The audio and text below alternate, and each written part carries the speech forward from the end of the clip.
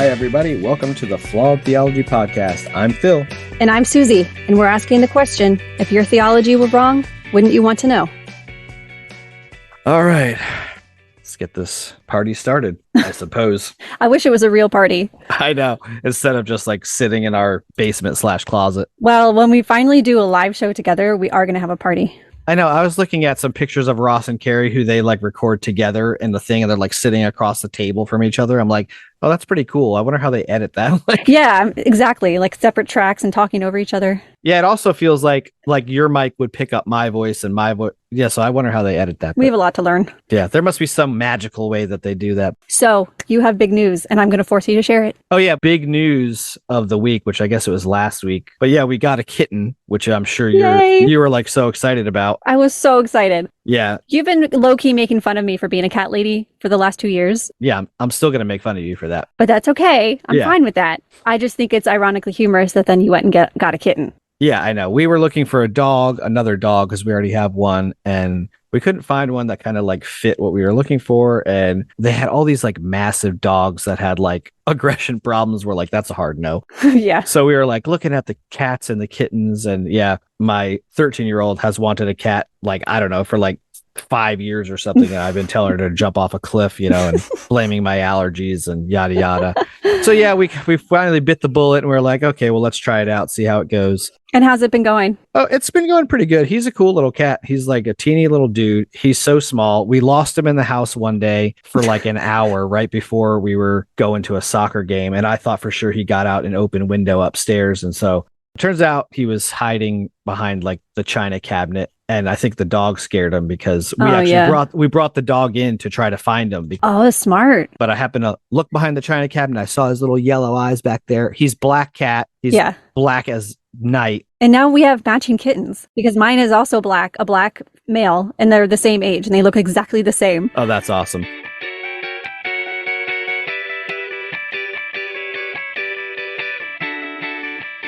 We're calling this episode The One with No Soul, and we're going to delve into the idea of the soul and like, is there evidence for the existence of the soul? And if there is no evidence for the soul, or if it doesn't exist, then what does this mean for the idea of the afterlife? And then kind of taking that further, what does that mean for the idea of spirituality and making the most of the life that we live in if there is no soul and no afterlife? So the whole idea of the afterlife is really the driving force behind Christianity in general. If there's no heaven and hell, then there's no point in salvation. There's no point in believing in Jesus, And if there's no soul, then all of it is moot. Right. It's all a moot point. Yeah, it's like a cow's opinion. Come on, that's a Friends reference. You just like Yes, I know. I walked right into it. Yeah, it's a moot point. And then Jennifer Aniston turns around. She goes, have I been hanging out with him too long? Or did that actually make sense? Yeah, exactly. Oh, it's so funny. So I feel like this topic is one that a lot of people that have been through deconstruction and deconversion is a hard one to let go of. Did you find the idea of the afterlife hard to let go of? No, not at all. I didn't want it in the first place. It's too much pressure. Yeah, it's funny because I see a lot of people struggle with it, and I actually didn't have too much of a hard time with it either, even with the amount of like indoctrination and hellfire and brimstone like theology that I was raised with. When I kind of got to the point of like, I had already let go of the concept of hell kind of during deconstruction. Right. So I think once I let go of that part, then the afterlife wasn't as important to me. But it's a real sticking point for a lot of people because they want to see their loved ones. Yeah, you want to see your loved ones. I mean, death in general is a fear-inducing kind of thing in general. So yeah, the act of dying is what induces fear in me, if anything, not the absence of anything afterwards, because you won't even be aware that there's nothing. But anyway, heaven to me always seemed like, I think I've said this before, like a never-ending church service.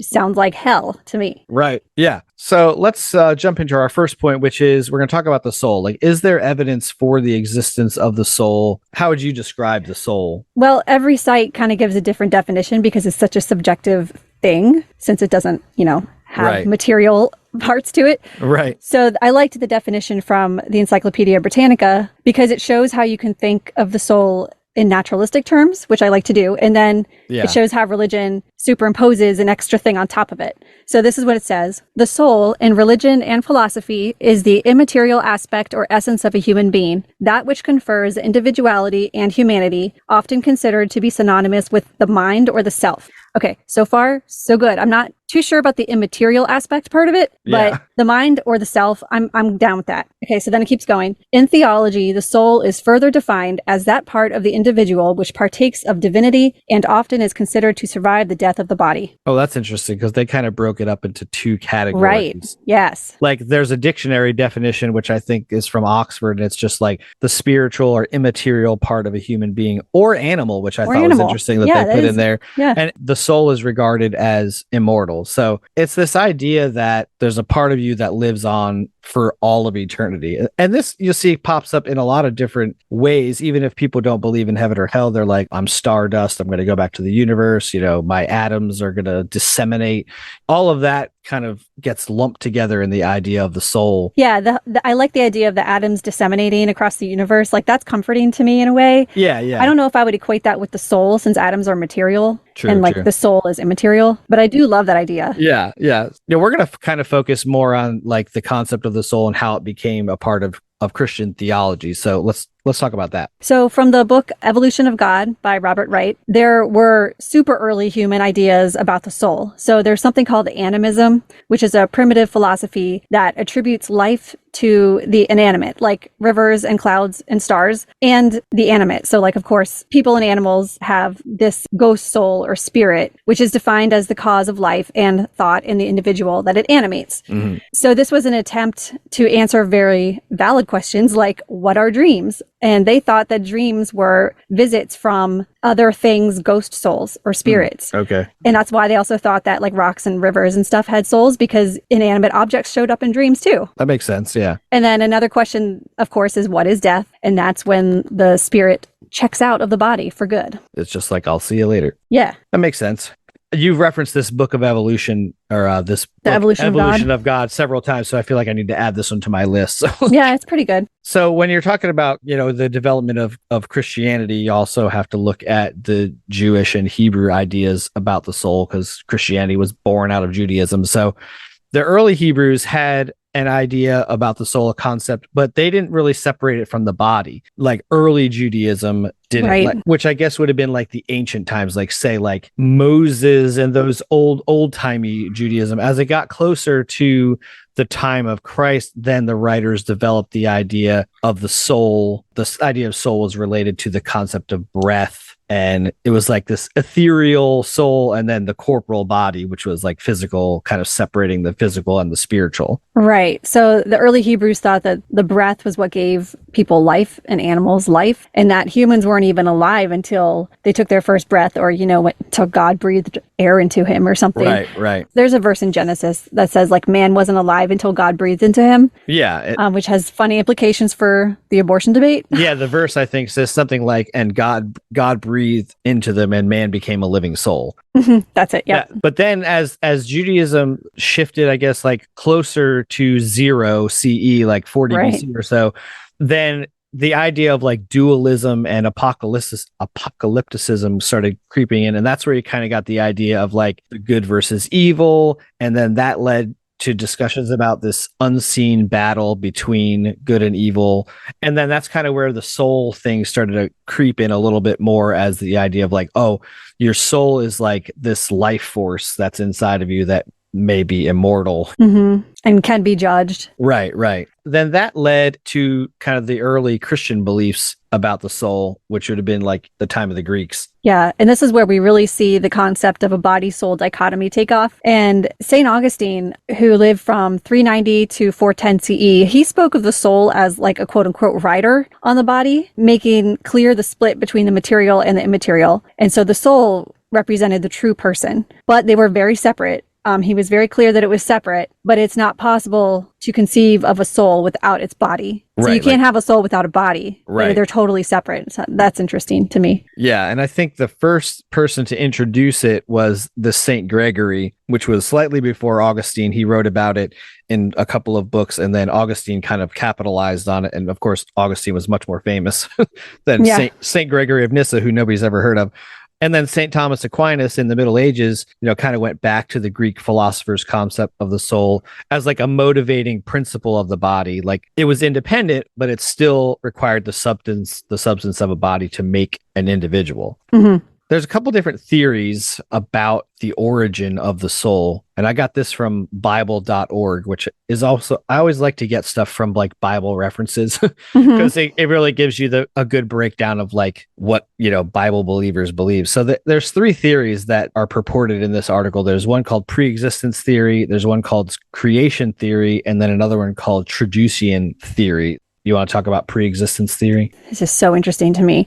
Instead of the soul beginning when the body is created, the soul's pre-existed the body and we're just kind of waiting around. Mm-hmm. And this reminds me of the movie Soul by Pixar. Yeah. I haven't seen it in a long time, but if I recall correctly, all the souls were just like somewhere waiting in another realm to be placed into a body. Yeah, and they were all like different colors. And then I remember that like when someone was born, you saw the soul come down and enter the person. And Mormons believe this too, because I remember Alex talking about it, that that's right. You've basically existed since the beginning of time with God, and then when you're born, your soul comes in there. And Greeks and Hindus and Muslims have some kind of form of this too. But Orthodox Christianity has not really adopted that. Well, but there's no clear statement in scripture about it. But that's why Orthodox Christians don't adopt this. But my question is that if there's a fixed number of souls that are created and some are joined to human bodies at conception, does that mean that some are never joined? Right. Like, is there an infinite number of souls? Like, right. Do the aborted babies get a soul? Or there's just a lot of questions that come from this. It's a very interesting theory. And I'm trying to think of like anything in the Bible that could possibly reference this. And the only thing I could really think of is like where it says, I want to say it's in Isaiah or Ezekiel, it's where like God knew you before you were formed in your mother's womb. Mm-hmm. So what about the creation theory? All of these are really interesting. The creation theory teaches that the human body is transferred from the parents, but the soul, since it's immaterial, comes from God at conception. God creates the soul and places that soul in the forming baby. Oh, Psalm 139:19 might be the verse that I just was mentioning. Mm-hmm. Oh yeah, certainly you made my mind and heart. You wove me together in my mother's womb. I'm not sure what translation that is, but thanks for the hovering link that told me the Bible verse right there. I was wondering how you found it so fast. Yeah, my Bible knowledge is pretty good, but it's not that good, but at least not anymore. But so this idea comes from the fact that like after creating Adam, God breathed life into his body. Genesis 2:7 is the one that says that. And there's a ton of scriptures that kind of talk about God's continual work in creation and their spirits and then the last one is the Traducian theory. I'm not sure I'm saying that right, but yeah. It's a cool looking word. So yeah. What does it say? This is when both the body and the soul come from the parents. The idea here is that God's direct creation, or making things out of nothing, stopped on the sixth day of creation. So he doesn't make things anymore. Sort of like how life now propagates life by itself and doesn't need divine intervention because of DNA and all that. Right. Souls are the same thing. The author of this article says that this one is the most persuasive or convincing to him because the soul is, of course, sinful and dirty and broken. And so how could it be that way if it came from God at the moment of conception? So it must have come, be inherited and created from the parents. Mm-hmm. So I guess if you buy into all that original sin nonsense, then that makes sense. Right. Yeah. And there's verses that kind of support that, because sin was passed down through Adam. So then you get this idea of original sin and human depravity. And then if the soul is the part that lives on eternally to be judged and that's actually sinful, then that would make sense. Your sin nature is transferred to you basically by the soul transfer from your parents. So thanks a lot, Mom and Dad, for making me a sinner. Yeah. And it also makes a good point that not only are we like our parents physically, but we're also commonly in personality, intelligence, and emotions. Right. Not all the time. Yeah. And the author brings up a good point. Well, what about the birth of Jesus? How did he not have a sin nature if he received his body and spirit through his mother? And then they just basically explain it away by saying it's a miracle, that yes. the sin nature wasn't passed down. And this is a pretty popular theory amongst famous theologian type people like John MacArthur and Charles Ryrie, who has his own study Bible and all that kind of stuff. But I don't feel like any of these theories they don't really explain anything, right? They're just kind of well, the Bible says it this way, and then they use that to explain the soul. They're assuming the soul exists, and then they're trying to come up with a mechanism for its transmission and creation. Right. But this isn't evidence that the soul exists. Right. Yeah. So, the general idea is that upon death, man continues in this immaterial but conscious existence until the general resurrection. Yeah. Question about that. The way I understood it from Lutherans, by growing up Lutheran, is that once you die, you automatically are judged and go to heaven or hell, like instantly. Now, my sister, as a Seventh-day Adventist, believes that you go into soul sleep, and at Judgment Day, you go to heaven or hell. Right. I think that there's like a middle ground where like you don't go to soul sleep, but you remain conscious somehow. Your soul is still conscious, but you don't go to heaven or hell until the general resurrection day. What were your beliefs when you were a Christian about this? Well, our belief was that as soon as you died, you were immediately transported to wherever your eternal destiny was. So like, and the verse that we always use, like, you close your eyes in death and you open your eyes in the presence of God. There's some verse that basically says that more poetically than I just did. So it's like, as soon as you were dead, you were in heaven or you were in hell. And then later, for the people who are going to get raptured, when the dead rise from the ground, they're joined by the people who are living and they all go to heaven. Which, now that I'm saying that, doesn't really make a lot of sense, because if we're already in heaven as soon as I died, how am I going to go to heaven again if I'm already there? That was exactly what I was just going to ask. I don't understand that at all. Yeah. Okay. That was probably explained, if I can recall, that was the joining of the body with the spirit. The spirit was already in heaven, your soul is in heaven, so the bodies are shooting out of the ground and going to join the soul. Okay. All right. And we'll talk about the bodies a little later. I definitely want to bring that up. So the soul kind of serves to solve what is called the hard problem of consciousness. Consciousness is one of those things that I guess you would say it's what differentiates humans from other life forms. We have this level of awareness. Well, so do other animals, though. Yeah. Well, I guess the higher rational mind, and this is, of course, what people think that humans are the center of the universe would say, we have a higher rational mind than animals, and so that's why we have a soul and we can go to heaven, but Fido or the lion or the spider, they're not going to heaven. Spiders, definitely not. Yeah. To me, the hard problem of consciousness is like, how does a flux of sodium and potassium ions across a membrane causing an action potential, how does that translate to consciousness and experience and thought and memory? Right. That doesn't make any sense to me. I remember, the first time I learned about action potential and neurons and how they fire, and I was like, wait, I don't get it. Like, there's got to be more. Right. What's the next step? Yeah. Is it really all chemical? Yeah. And I kept like going forward in my textbook to see, no, where's the next step? And we don't know the next step. And I can't even fathom what it would be. And that's the hard problem of consciousness. And I remember, as a Christian, quote unquote Christian, clinging on to this as there's got to be a God who makes this magic happen, because I don't understand how it could happen. Right. I still don't, but I don't feel like I have with a God anymore. Yeah. And this really first got formulated in a paper in 1995.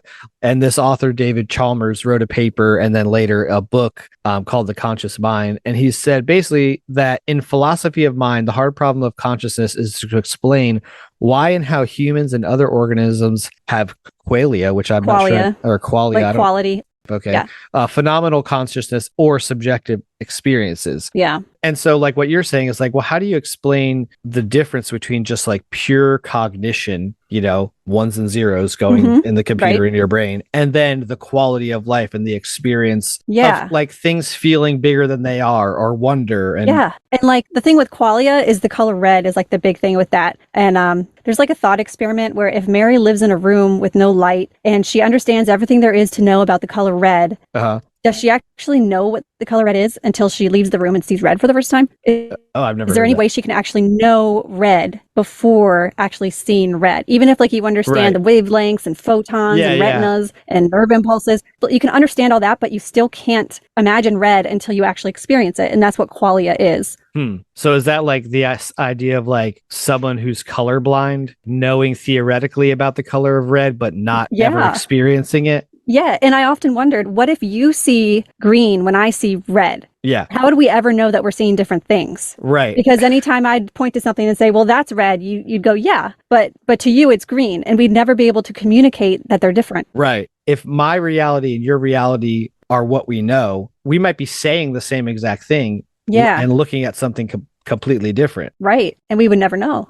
Yeah, you'd never know. Like, so the question is like, does the soul solve this problem this hard problem of consciousness, because a lot of people want to say that the soul solves the problem, but does it? Yeah, right. Because if you can invent something like the soul that's like this magical immaterial property, then you can superimpose it on top of like the atoms that we're made of and make the magic happen. Right. But that doesn't mean that the soul is a coherent concept. Right. Which we'll see. Yeah. So in the book, Seeing Through Christianity, there's a whole section about the soul and afterlife, which we're going to reference several times during this. But he goes on to say that like it's easy to see how a body does what it does. But compared to the body, the mind seems much more different and superior. It's the engine of consciousness that discerns patterns in cause and effect. It represents abstractions through symbols and then imagines realms where the body cannot follow.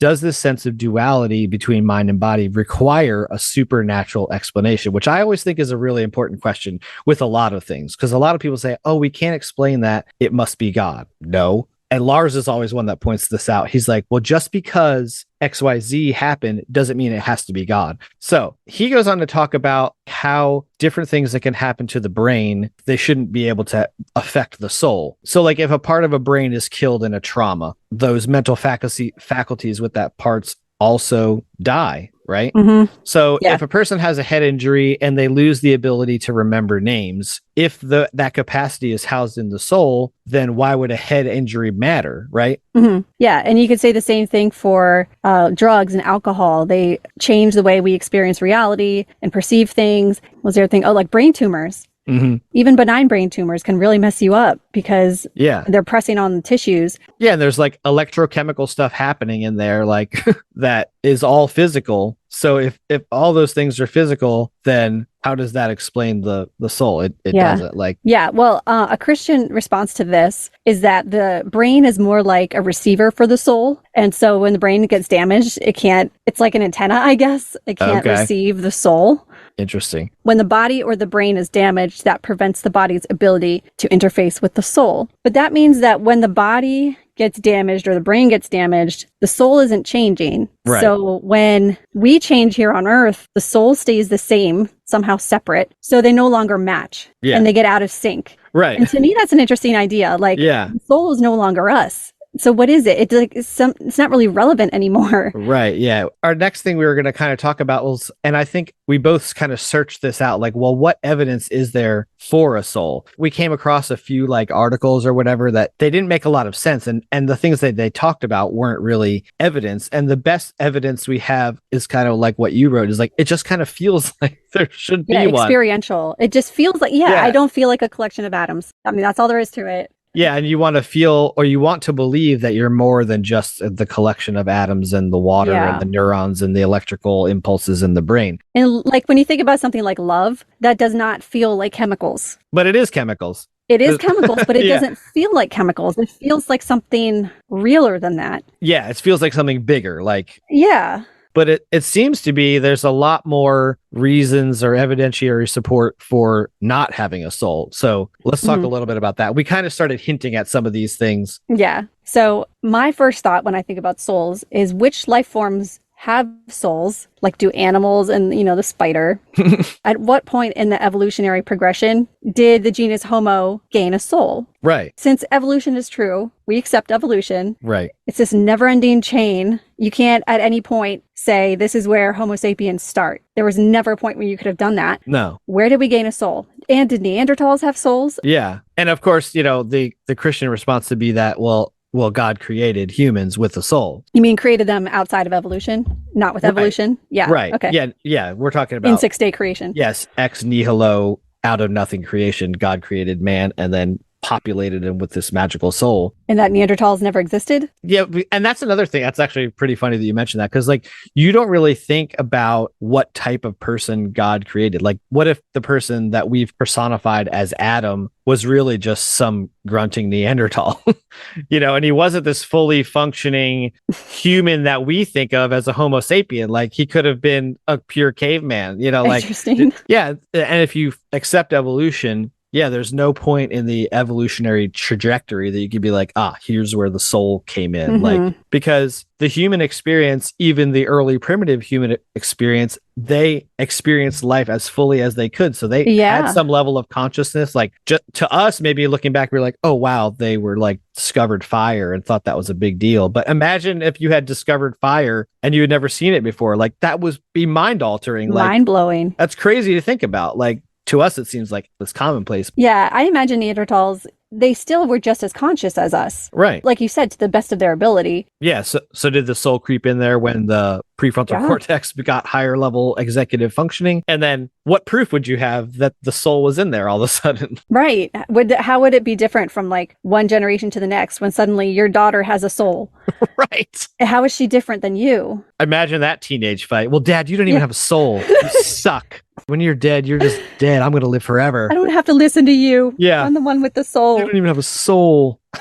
Man, that's hilarious. So that kind of leads into the idea, well, if animals don't have souls, how do we explain their thoughts, their behaviors, their preferences, their capacity to suffer and feel pleasure? Yeah. We both have animals living in our house and can definitely testify to my animal is thinking about something right here. Like usually food. Right. Food, or, they like to play, or like. There's definitely some, critical thinking and some sense of rationality. Yeah. And so if they don't have souls, well, then how do they have that ability? If the soul is what houses that ability. Yeah. This is my favorite thing of all of these discussions is if the soul is immaterial, well, then how does it interact with the material, the body? This is also from Seeing Through Christianity. So this PC says is the only way a soul could be free of the laws governing material matter would to be completely immaterial itself. But if the soul were completely immaterial and the body completely material, it is unclear how the two could interact. How could a wholly immaterial soul perform an executive function or get any traction at all upon a wholly material body? Yeah. It's like a really good question. Like, if your soul is immaterial and you're material, how do they interact? What are your thoughts on this? Well, I think first we need to tell everybody to watch this debate that I watched. Well, it wasn't really a debate. It was more like a discussion between Shannon Q and this guy who calls himself Duncan Atheist. But he's a Christian and he likes to dunk atheists, I guess. Real clever, buddy. Yeah. Oh, he was a real piece of work. It was a fiery thing. And this was what Shannon Q kept asking about. How does the immaterial soul interact with the material body? Like I said before, that they get out of sync. That if the physical body changes or you learn something new, does your soul also learn the new thing? Or did it already know the new thing? Because is it like the epitome of who you will be, the highest you will ever achieve? Yeah. If that's the case, it's never in sync with you. It's never you. It's something else. It's like your highest potential. In which case, if your soul is your highest potential, what's the use of this body? What is the use of any of this? Right. None of this makes any sense. Yeah. And it's been proven that when you make physical changes to the brain, that manifests in changes to someone's personality. And we started to talk about this earlier. Like, if parts of the brain are killed as a result of trauma, the faculties that go with those parts also die. So if you have a head trauma and it hits your area of Broca, which controls your speech, that's a physical change. You've heard of Phineas Gage, right? Yeah. Yeah, this is the most well-known case, I think, of a head injury causing personality changes. So for people who don't know, Phineas Gage was born in July 1823 in New Hampshire, and he was a railroad foreman. He had an iron rod got shot through his skull, like under his cheekbone, and then it came out the top and obliterated the greater part of the left frontal lobe of his brain. And so after the accident, he recovered, but people around him said he was no longer the same Gage. He was no longer the same person. I mean, I think I remember learning about this in psychology class in college. I do too, yeah. Yeah, that's right, because you're a psych person. Yeah. But what I didn't know is that there's actually very little documentation about this case and about the personality changes before and after. It's kind of evolved into like historical myth instead of actually having scientific value, which I didn't realize. Yeah, well, I mean, you figure in 1823, psychology was a fairly burgeoning field. It's like nobody understood personality and all that kind of stuff. And so there probably wouldn't have been documentation because you wouldn't have known that his personality changed. Yeah, you wouldn't know you wouldn't use the word personality. You would just say, well, this guy, he used to be calm and happy and now he drools and he wants to like choke dog. Yeah, to be clear, I don't think he did those things. Yeah, I don't know. I'm just saying, but like you would have noted those changes through some kind of behavioral change, and you probably wouldn't have known that it had to do with your frontal cortex, being destroyed. Right. I think they were more like really astounded that he survived that accident at all. Yeah. They thought he was going to die. He went into a coma for a while and then came out of it and just recovered and went back to work. But yeah, we touched on some of these other ways of like the brain being affected, like by alcohol or brain tumors or anesthesia. That's a really interesting one. Have you been put under for surgery or anything? Yes. Like it's a wild freaking experience. Like you don't know anything that's going on during that time. I actually do remember a little bit. While you were all the way under? I might have been coming out of it. Maybe I was coming out of it. I think that's when usually people have some kind of really weird experience sometimes. Like it wasn't weird, but my doctor, his name was Dr. And I said, did you know your name sounds like Dr. And I was hoping I didn't say it in real life and that it was just in my head. That's hilarious. He never mentioned it. Yeah, he just marked that down in your chart. Give her extra drugs. Like, oh, that's funny. So let's talk a little bit about the Christian response. That their thought is that the soul is separate from the body. And if the body and brain is damaged, then that prevents the body's ability to interface with the soul. So like the brain damage basically causes some kind of break in the communication, which is kind of a weird thing because if your body can't now interact with your soul, what happens if you have a brain injury before you become a Christian? Yeah. You can't ever make a soul decision for believing in Jesus because you're disconnected.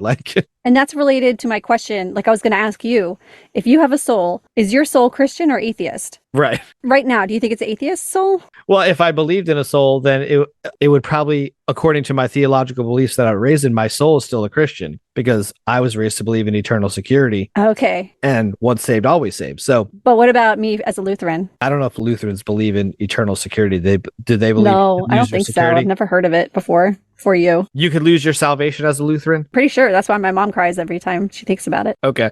Maybe that's why my parents don't care. Oh, maybe. They're like, oh yeah, his soul's good, even though he's now. So maybe that's why. But yeah, if you believe in eternal security, then you can't ever un-Christian yourself, really. Okay. Let's maybe change it from Christian and atheist to like Democrat and Republican. So if you change party affiliations at age 50, is your soul at age 40 the party you are at age 40, or is it the party you are after age 50? Well, it depends if you think that the soul is related to your political affiliations, or is that purely physical? But it's your preference. Like I thought the soul encompasses your personal preferences and your ideologies and how you think and how you reason. And that directly influences your political leanings, right? Yeah. So that's what I don't understand is like when you change your ideas. When you change your mind on something, when you change your ideas, when you learn something new, and really like when you have an identity shift like we did, does your soul also make that identity shift, or is your soul static? Right. That's what I don't understand. And then, so the Christian response is when these questions are asked, they just say, well, we don't know how the exact mechanism, we don't really know. And because it's not spelled out in the Bible and we don't want to speculate. Right. Well, that doesn't stop you from speculating on a whole bunch of other stuff that's not in the Bible. So right. Yeah.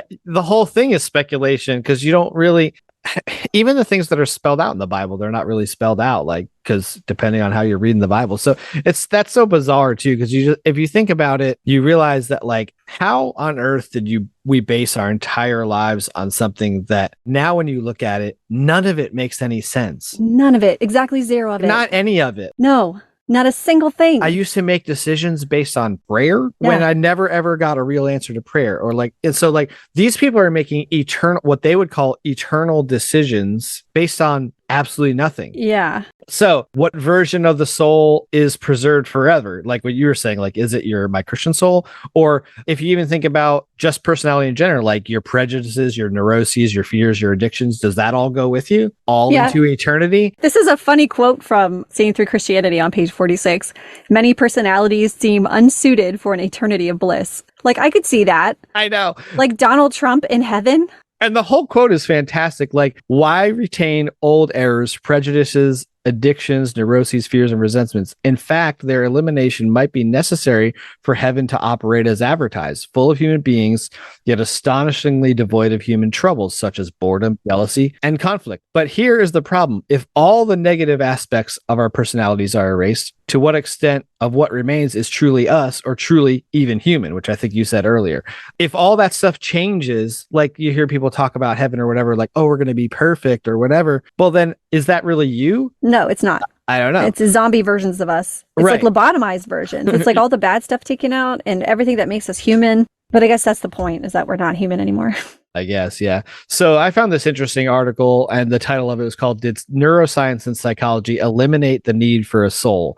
It's a pretty long, detailed article, but they're basically talking about or asking the question, did science get rid of the idea for the soul? And the opening line of the thing is, as a neuroscientist and psychologist, I have no use for the soul.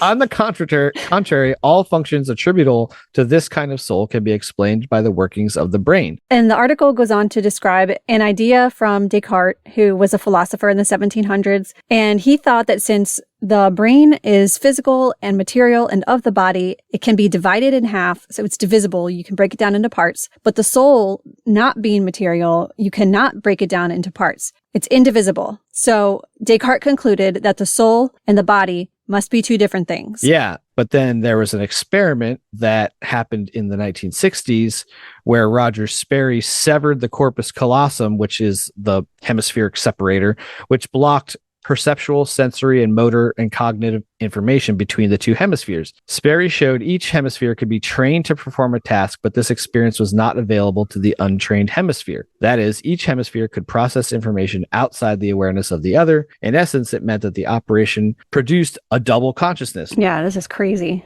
Does that mean you have a double soul? So then he basically kind of undid the thoughts from Descartes, saying there's no way that the brain is divisible, but the soul is indivisible, because the brain can be read as the mind or consciousness. Yeah, this is really interesting, because it just occurred to me that this could refute the Christian argument that the brain is the receiver for the soul, because if it was the receiver for the soul and you split it in two, wouldn't it stop working? Right. Instead of receiving two separate different souls, it conceivably would still receive a soul, but it would be garbled or something. It'd be different than what it was before, but you wouldn't get two separate ones. Right. Unless the brain itself was the one that was creating the illusion of the soul, or the experience of the soul. Yeah, the article ends with, the brain is where thinking takes place. Love and hatred reside. Sensations become perceptions. Personality is formed. Memories and beliefs are held. And where decisions are made. There's nothing left for the soul to do. Oh, wow. Except for the afterlife. Yeah, except for the afterlife. So the last thing we're going to talk about with the soul is the idea of free will, which is, the more I think about this concept, I find it more and more interesting. Does man really have free will if God was omniscient and he knew all that stuff? So this idea talks about, if the soul is actually brain activity, then the brain is following set biological laws and processes. Do we have free will? Yeah, it's an interesting question. I found a study. It's published in 2019, and it's called Decoding the Contents and Strength of Imagery Before Volitional Engagement. Great title. I know. So what they did was they asked 14 subjects to choose between two images, and then they used an fMRI, which is a functional MRI, to monitor brain activity, and they used machine learning to analyze the neuroimages. The researchers were able to predict which pattern participants would choose up to 11 seconds before they consciously made the decision. Oh, that's crazy. They were also able to predict how vividly the participants would be able to envision it. So they asked the participants to choose one, but not voice it out loud, and then press a button when you choose it. And then you imagine that image as hard as you can, as vividly as you can in your mind. And then the functional MRI was recording this whole time. Right. And they were able to, also predict how vividly they were envisioning it in their head. That's wild. I know. And the lead author, Joel Pearson, said that the study suggests that traces of thought exist unconsciously before they become conscious. So that is kind of a big explosion into nothingness of free will. Yeah. In my mind, that just blows it away. Yeah, it kind of blows away, because if you can read someone's thoughts before they actually think them, it's predetermined, right? Yeah, that means that the brain was already formulating the stuff, before the person was even aware of it. And 11 seconds that's a long time in the world of neuroscience. And my follow-up question to this, and I didn't read the whole study in detail because it was very long and heavy and full of lots of jargon. Right. But what if the participant chose it in like 3 seconds? Right. How far in advance would they be able to see? Because like I could choose, show me 2 images. I'll choose one in a second. How far in advance before that were they able to see? I don't know like how they... the way the setup was of how it works. Yeah, what the process was. Yeah, I think there's still questions I want to ask about this. Probably have to read the whole thing and then you'd read it and be like... Take me all weekend.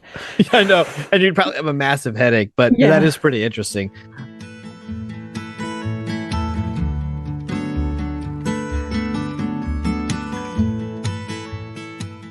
That kind of like wraps up what we're talking about, the soul. Let's jump into talking about afterlife. I had kind of a lot of fun with this section too. I don't know. I think you probably did too.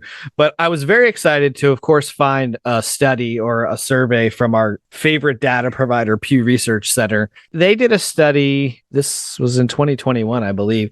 A large portion of humanity believes in some kind of afterlife, with belief in heaven being higher than belief in hell. And while the majority believe in heaven or hell, there is a percentage of people who believe in some other kind of afterlife. So we're going to rattle off some numbers. Yeah. I thought some of these numbers were astounding. I was very surprised by a lot of them. These percentages are mind-blowing to me. The first one especially, 73% of all U.S. adults believe in a heaven and 62% believe in a hell. That is a huge percentage of people. I was surprised. That seems high. Yeah. I thought it was really high. And then even 37% of religiously unaffiliated people believe in heaven, which I thought was really interesting too. Also seems high. Well, yeah. I mean, I don't think that's synonymous with atheist. Well, this is like religiously unaffiliated, which we talked about before. It's like an interesting kind of category. Like that would probably be the people that would categorize themselves as spiritual, but not religious. Mm-hmm. This group describes themselves as their religion as nothing in particular. So agnostics, 26% of agnostics believe in heaven, and even 3% of atheists. Yeah. I thought that was pretty interesting too. I don't know how that works, but yeah, that's fine. And then 7% believe in some kind of afterlife other than heaven or hell. So that's interesting. Like what other afterlife? Is it like the kind where your atoms disperse into the universe, or another religion's afterlife? Like Hindu, is there a Hindu afterlife? I'm not really sure. Yeah, I forget what the Hindu heaven or hell is called, but it's not heaven or hell. They call it something else. But and then only 17% of U.S. American adults believe in no afterlife at all. So this is where you and I would fall, right? Right. Yeah. You don't believe in an afterlife. No, okay. I don't. Just making sure. So we're in the major minority here. So yeah. So there was a study by 2 academics at the University of Oxford, and they found that humans have kind of this natural tendency to believe in gods and an afterlife. That people across many different cultures instinctively believe that some part of their mind, soul, or spirit lives on after death. The study demonstrates that people are natural dualists, finding it easy to conceive of the separation of the mind and body. Well, it is easy to conceive. Yeah. It feels separate to me. Yeah. But I wonder how much of this is instinctual or how much of it is taught. Right. They did 40 different studies in 20 countries, a diverse range of cultures, and they basically concluded that humans are predisposed to believe in gods and an afterlife. But yeah, it begs the question of like, is it predisposed, or if your parents taught you about an afterlife, of course you're going to believe in an afterlife on some level.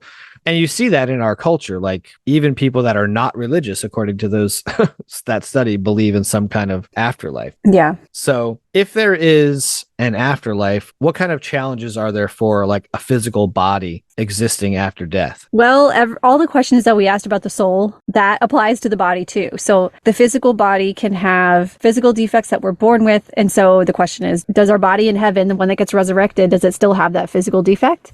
Or are we like the best version of ourselves? Mm-hmm. Also, we change over our lifetime, right? So are we like in heaven at our peak physical fitness, or are we like the hunched over arthritic on our walkers, 95 years old? Right. Yeah. You always kind of heard this being explained as like, when you get to heaven, you're going to get a new body. But then it goes back to that question of like, well, if you get a whole new body, and then is it even you? And what's the point? I mean, what is the use of a body in heaven anyway? Right. Like if it's not a physical place, like it's a spiritual place, then what do you need an actual body for? And in that book, Seeing Through Christianity, he says, well, you have to have a bodily resurrection because of Jesus. That's why, yeah. That's the significance of having a body, because, well, Jesus bodily raised, allegedly. And so we have to bodily raise. To stay relevant, Christianity had to insist on the bodily resurrection. resurrection, because that's what happened with Jesus. Yeah. So the question is, of course, the question that we're always asking, well, is there evidence to confirm the reality of the afterlife? Is there? What do you think? No. It's not a trick question.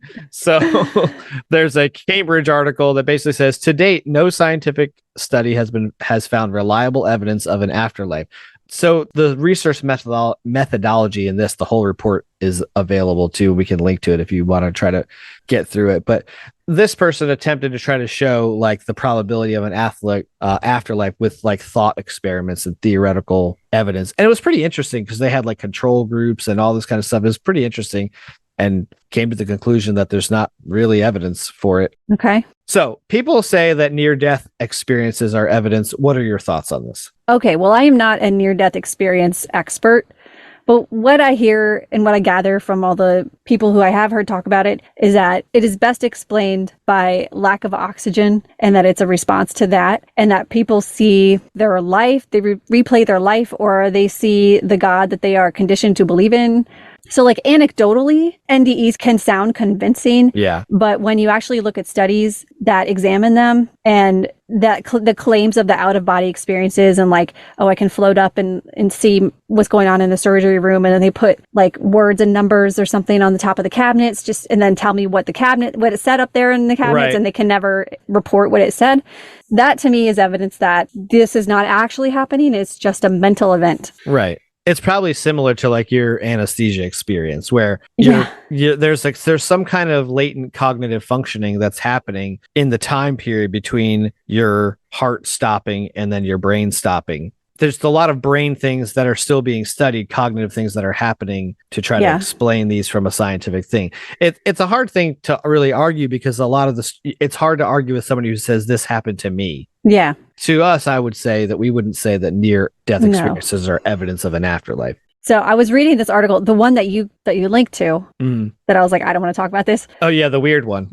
Yeah. So he was talking about there's like this database or a website called like NDERF, Near Death Experience Research Foundation or something. Yeah. He goes through all these lines of evidence as to why he thinks that they're like quote unquote real and not medically explained. Mm-hmm. Then you get to the end and you realize in his little bio, he's the founder of this NDERF. And so like, of course he's kind of biased. Like, this is what I'm talking about. Like, hold on, I'm reading this and I'm like, oh, really? Like, NDEs that's interesting. Are real? Yeah. Like, okay. But then I get to the end, I'm like, oh, major bias here. Right. So there's some logical problems with the concept of an afterlife. Specifically, let's talk about heaven and hell, because there's some real problems with that idea. We touched on a couple of these things. Yeah, with like the personality traits of the soul and which traits get into heaven and which don't. Yeah, I like that thing from Seeing Through Christianity. They're not suited for eternal bliss. Yeah, right.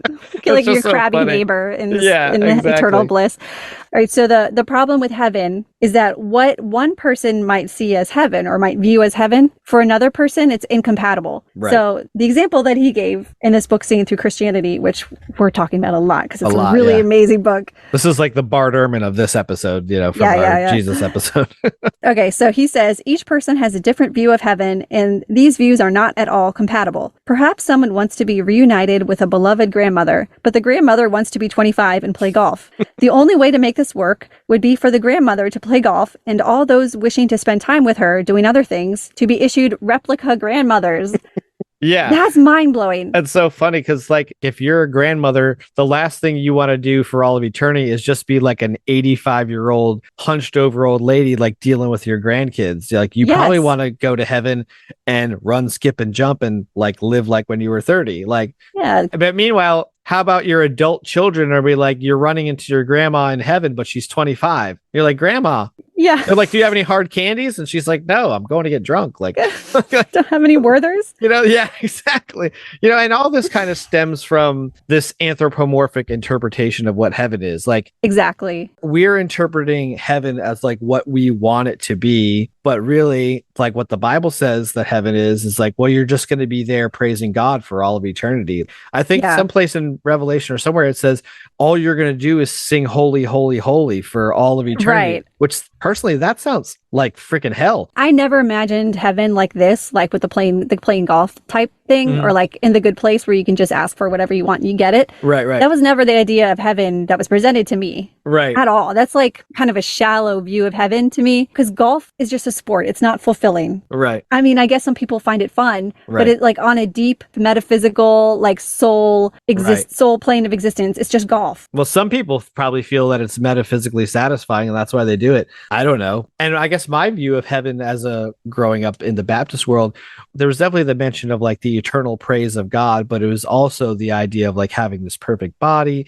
and walking down the streets of gold and like everything being this like wondrous experience. And so I do remember asking at some point, like, well, it sounds like all we're going to do is like praise God the whole time. Isn't that going to get boring? And they would just explain, it's like, no, because that's what we're meant to do. So like, you're not going to know any better. And I'm like, now that I'm thinking about that, I'm like, well, that's not really me then. Like, it's just like, now I've turned into like a praise robot and all I'm going to do is Can I now sing an 8-part harmony by myself in heaven? Because that would be pretty cool. But like, whoa, that's going to get old, after a while, I would imagine, Yeah, just like in The Good Place, everything got old after a while. Right.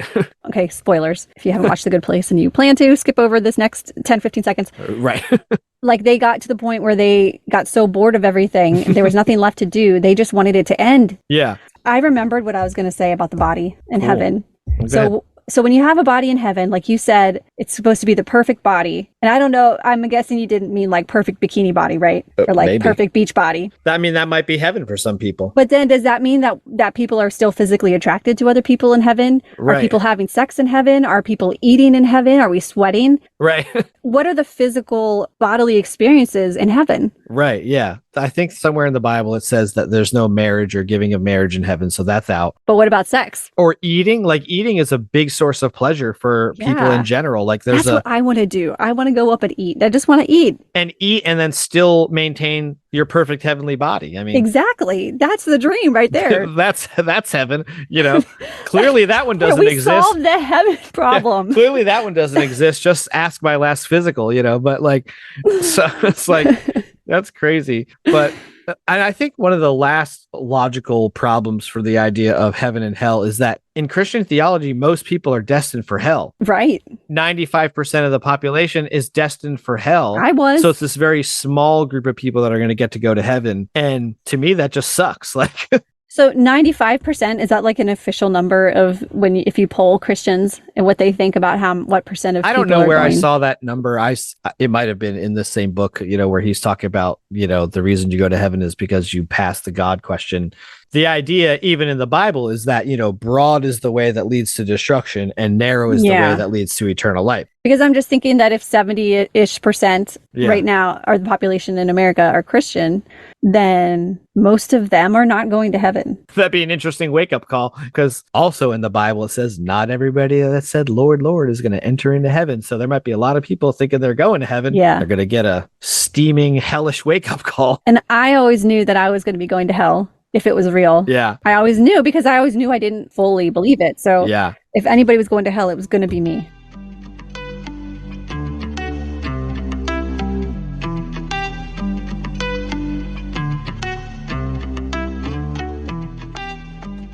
All right, let's go move on to our next point, which is how is the belief in the soul and the afterlife related to the idea of a spiritual realm, even beyond the idea of Christianity? Like, there's a lot of people now that they believe in karma or energy or the universe. And on my way out of Christianity, I use the term like I'm spiritual but not religious, because I wanted to try to separate that thing, because like religion was shitty and judgmental, but spiritual sounds enlightened, So how is the idea of if you believe in the soul and afterlife related to the idea of the spiritual realm? Because to me, it kind of naturally follows that if you believe in the soul and an afterlife, then you would also believe in some kind of supernatural or spiritual realm. You would have to, and that you can impact that realm and interact with it on some level. Now that you can interact with it here on Earth? Yeah, sure. Because you hear people talk about, you're putting good energy into the earth. I'm sending you positive vibes. Like, that's all spiritual. I thought that was just figures of speech people said. They don't actually mean it, right? No, haven't you ever watched The Secret? No.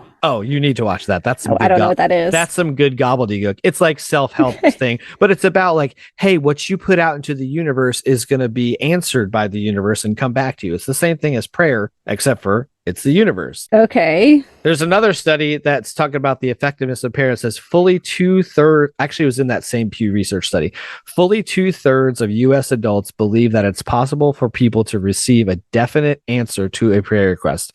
And the same share, I think it's 67%, think it's possible to receive a direct revelation from God. Oh, that's so scary to me. Americans are more likely to say they have experienced the former, meaning a direct answer to prayer, than the latter, which is 46% for the answer to prayer, 29% a direct revelation from God. Okay, so the first set of numbers is that I believe it's possible to receive a direct answer or revelation, but then the second two numbers, 46 and 29%, is that they actually have experienced those things. Which all three of those numbers are staggering. Like, yeah. 67% of people believing that you can get an answer to prayer. Well, the revelation one is the scarier one to me, because that's like God's talking to you directly. But we know that doesn't happen. So it's that your own thoughts, you're now attributing them to the divine. Right. And that means a lot of people are literally acting on them, are delusional and psychotic. Yeah. So the other thing also is about interaction with the dead. 7 in 10 Americans say it's possible to feel the presence of someone who has died, while roughly half say that living people can be helped by those who have passed. Mormons believe this, and they believe it the other way too, or communicate with them in some way. When asked about their personal experiences with the deceased, 44% of U.S. adults say they have felt the presence of someone who died, while smaller shares say that they've received help or communicated with someone who's died. So that's also really interesting. Like 7 out of 10 people. I mean, I can see saying, oh, I feel the presence of someone who died, but that doesn't mean I really believe that they're there. It's comforting for people to believe this. Right. Yeah. So like I can see something that reminds me of my grandmother and I can quote unquote feel her presence, but I don't think that she's actually there. Well, I have a friend who was telling me this, that I think it was whenever she sees a butterfly, it somehow reminds her of her dad because of something, I don't know, they share a love of butterflies or something. Right.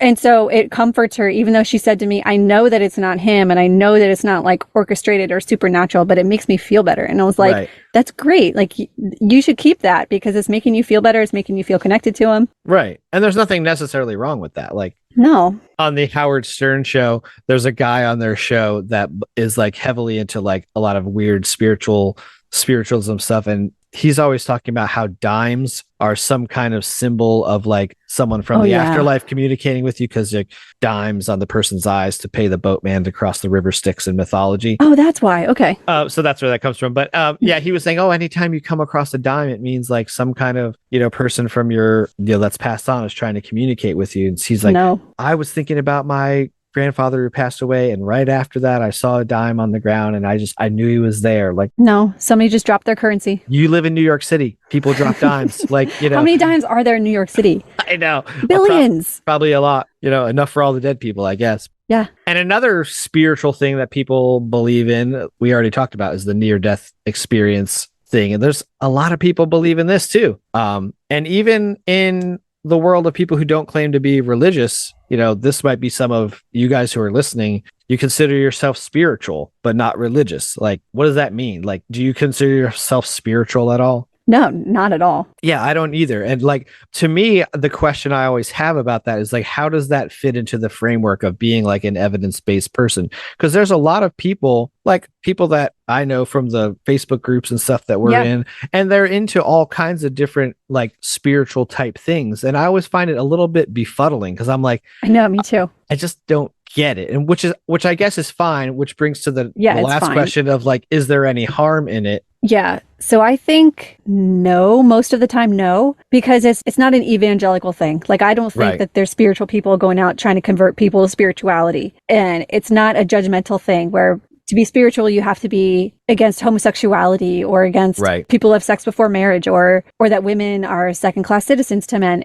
None of that fits in with spirituality as far as I know. Yeah. The only thing I can see is that like if they get sucked into something where crystals actually do something, and that's definitely not an evidence-based thing. Right. And then they start to tell other people about the crystals, and then they start an MLM about the crystals. Like it's a slippery slope sometimes. Yeah. Well, I think it also can be potentially harmful, not in the same way that like religion is, if you're giving power to something external to yourself. that's where I run into the issue with being spiritual. Like, I don't want to give power to anything that I'm not in control of. And it's not because I have some high level desire to control. It's because I lived my whole life with someone else in control, allegedly, and now I want to make the decisions that for my life based on actual science or evidence or proof.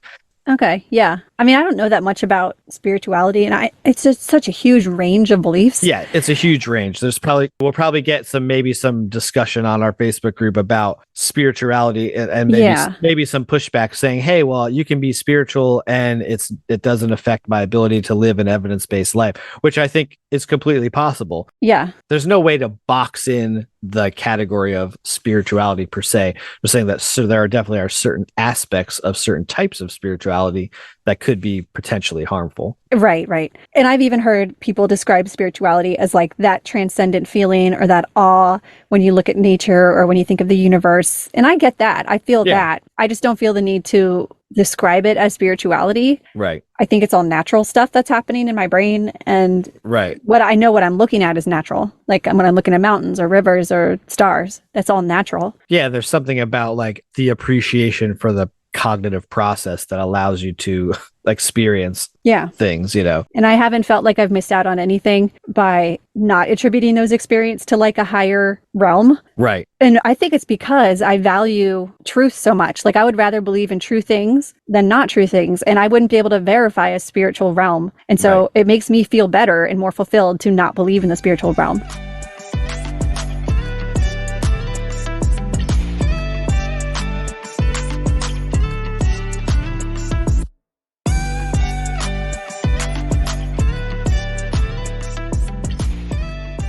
If you believe in heaven, hell, afterlife, what are some of the positives that someone might experience from that belief? Well, I think one positive is that if somebody thinks that their eternal destiny is on the line, then they'll be more worried for their soul and try to be a better person. And that's good for humanity, even if it's for the wrong reasons. Oh, that's interesting. I'm not sure I agree with that because I feel like... push back, please. Well, because I don't think, and I think this was in Seeing Through Christianity too, I don't think a lot of Christians are motivated to be better people because of the afterlife, because they've already got the afterlife secured. So they don't give a shit about how they treat people.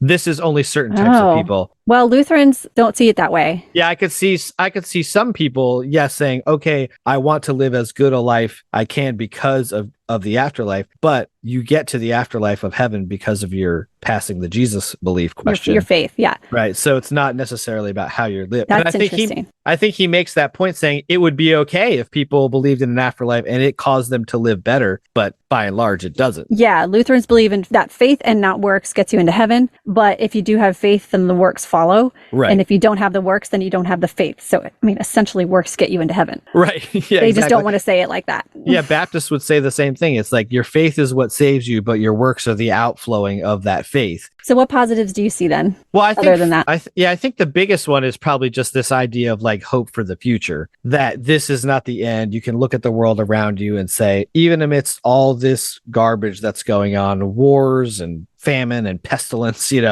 this isn't the end because we have heaven to look forward to. I mean, you hear countless Christians saying like, it doesn't matter what's going on in Gaza because we're all going to die and go to heaven eventually anyway. And eternity is what matters, not what matters on this earth. Mm-hmm. So I think that does give some measure of hope, especially for someone who maybe has like a life that's not the best life. Like they tolerate suffering because they're like, oh, well, this suffering is temporal. I'll be with Jesus eventually and I'll live eternally. So no suffering is another positive then.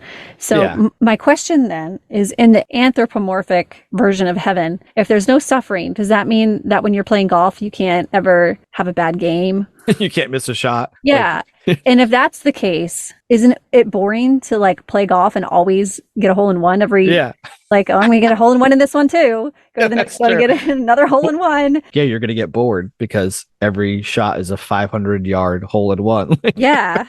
The system's rigged though. Yeah, exactly. I think another positive is the idea of like, reuniting with loved ones. People are like, that's a big thing. People are every funeral. You're like, well, we'll see this person again. Like, that's comforting. And that helps the grief process on some level. It makes people feel better in the moment because it lessens that fear about death. You're like, nobody wants to die. But if you have this idea of heaven, then it's something to look forward to. If on Earth you like left off a relationship not in a good place and then they die and you have unfinished business with them, and you can think in your head, oh, well, I'll be able to resolve this in the afterlife. Yeah. All right, let's talk about some of the negatives potentially of believing in heaven, hell, or afterlife. Oh, well, the big one for me is that people who believe in the afterlife tend to, not always, tend to care less about the earth. And as somebody, and I know you do too, I care a lot about the earth. I try to be as responsible as I can.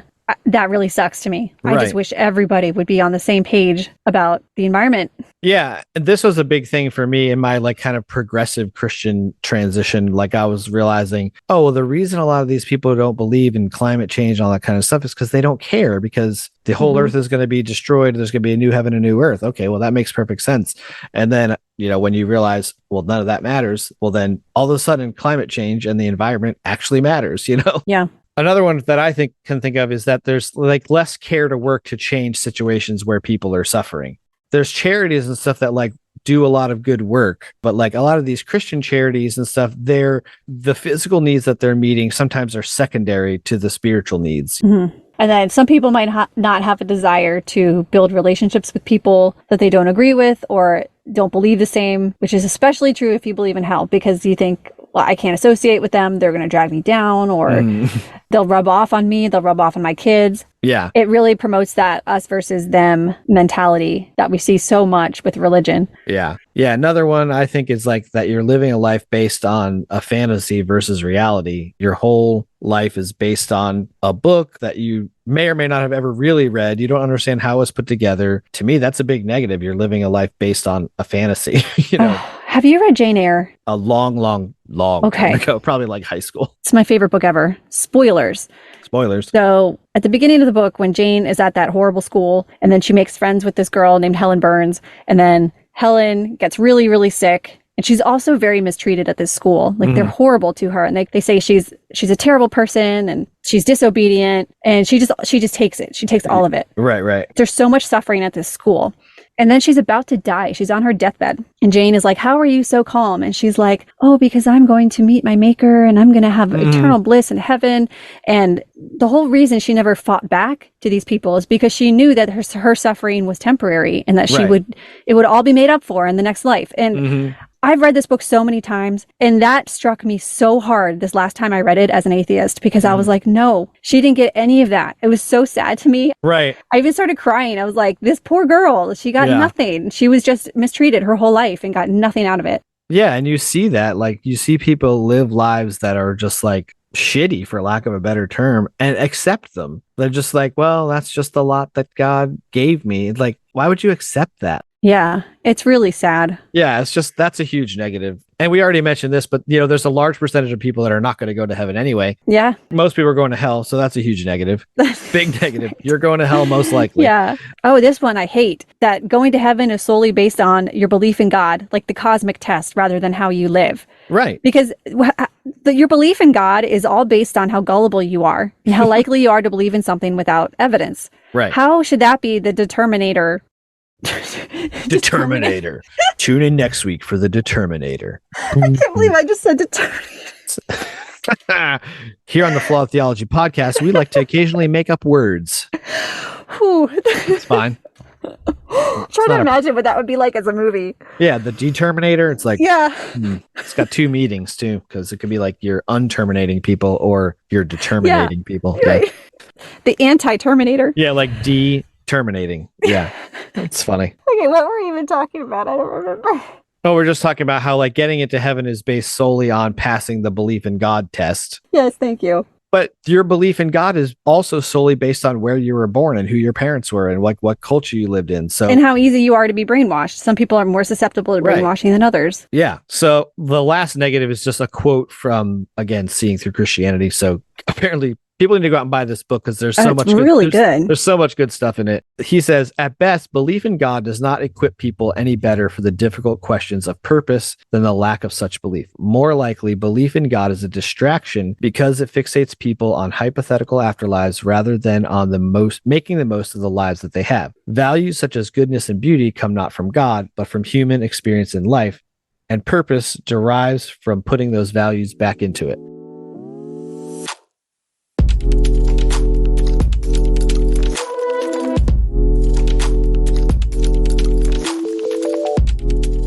quickly, let's talk about if you don't believe in heaven, hell, or afterlives, what are the positives and negatives? Let's talk about the negatives first, because there's only one, I feel like. To me, the fear of the unknown is like a valid human emotion. So without the comfort of an afterlife, maybe people could have heightened fears about death, especially for people who believed in an afterlife before and now don't. That can still be pretty disconcerting.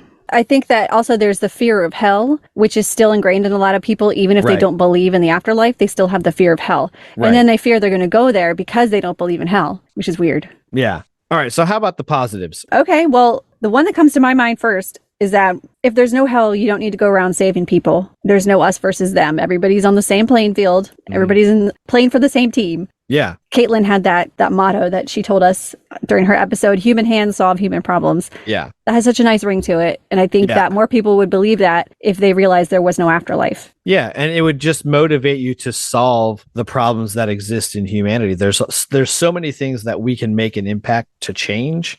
The motivation to make a difference is much higher if this life is all we have. Yeah.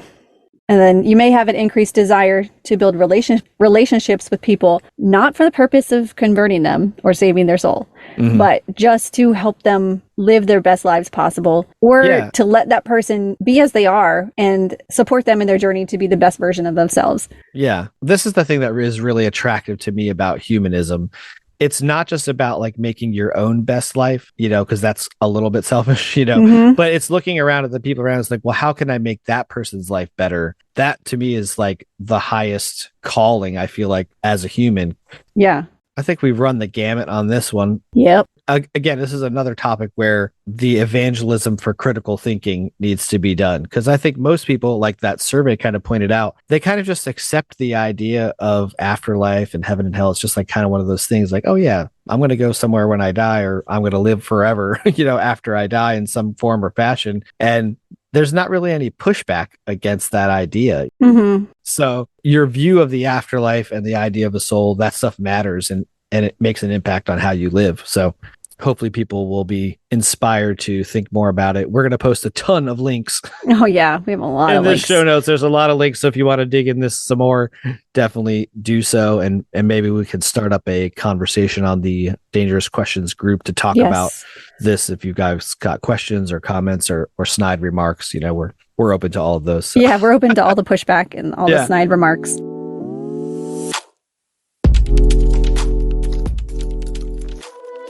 Thanks for listening to this episode of the Flawed Theology podcast. I'm Phil. And I'm Susie. Tune in next time where we will continue to tackle the question, if your theology were wrong, wouldn't you want to know?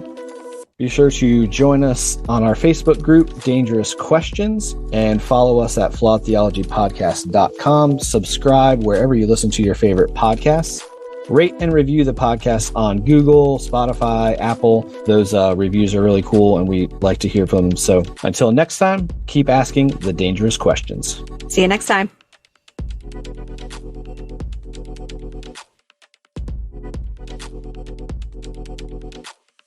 Mike, this kitten is freaking hilarious. The kitten jumped into the toilet the first night we had him. Mine did too. Like, I got up in the middle of the night to go to the bathroom, and we've been keeping the kitten in the bathroom. So I go over there to pee, and the cat comes over. He looks up at me, right into the toilet. And I'm like, what are you doing, dude? There's water in there. I scoop him out. He's never done it again since. He instantly learned, okay, I don't need to jump in the toilet. From God, but from human experience in life, and purpose derives from putting those values back into it. What the hell are you laughing at? The Terminator. She's still thinking about the Determinator. You're gonna have to like completely mute yourself. Sorry. In the whole quote. Once I start laughing, I don't stop. Yeah, I know, it's a real problem. It is. Whoever decided to put me on a podcast. Yeah, great idea.